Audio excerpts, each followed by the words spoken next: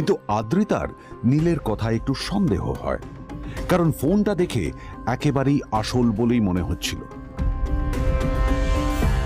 পরের দিনই আদ্রিতা ওই কোম্পানির শোরুমে গেল। এই ফোনটা একটু দেখুন না প্লিজ।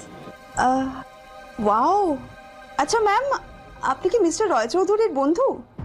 কে মিস্টার রয় চৌধুরী? ও, আপনি কি ওই রয় চৌধুরী গ্রুপ অফ ইন্ডাস্ট্রিজের মালিকের কথা বলছেন? হ্যাঁ।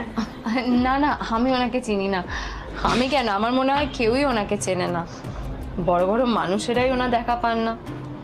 আমিও কোনোদিন ওনাকে দেখিনি, কিন্তু সাডেনলি আপনি এই প্রশ্নটা করলেন কেন?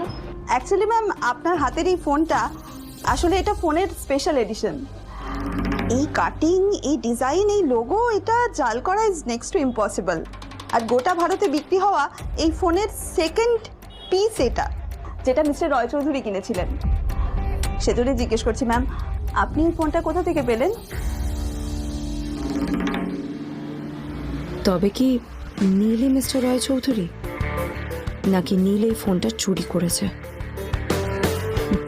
বেকার নীলের কাছেই কোটি টাকার ফোন কোথা থেকে এলো? নীলের সত্যিটা তাহলে কি? আর ও যদি সত্যি বড়লোক হয়ে থাকে, তবে ও নিজের শ্বশুর বাড়িতে খরচামাই হয়েই বা থাকে কেন? আদ্রিতা এসব কথাই মনে মনে ভাবছিল। তবে আদ্রিতার বিশ্বাস ছিল যে কোনো না কোনো মতলব করেই নীল এই ফোনটা আদ্রিতার জন্য নিয়ে এসেছিল। কিছুদিন পর আদ্রিতা সেই ফোনটার কথা ভুলে গেল। নীল সকাল সকাল ঘুরতে বেরিয়েছে বাইরে।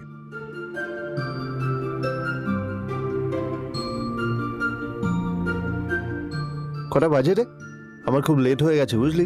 তোরা খেল, ঠিক আছে? তোরা খেল, আমি আসছি।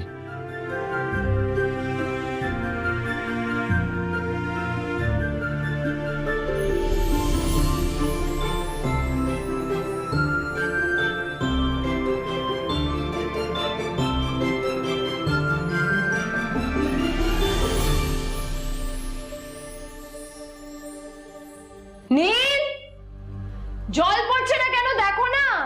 নীল, নীল, নীল কোথায় গেল?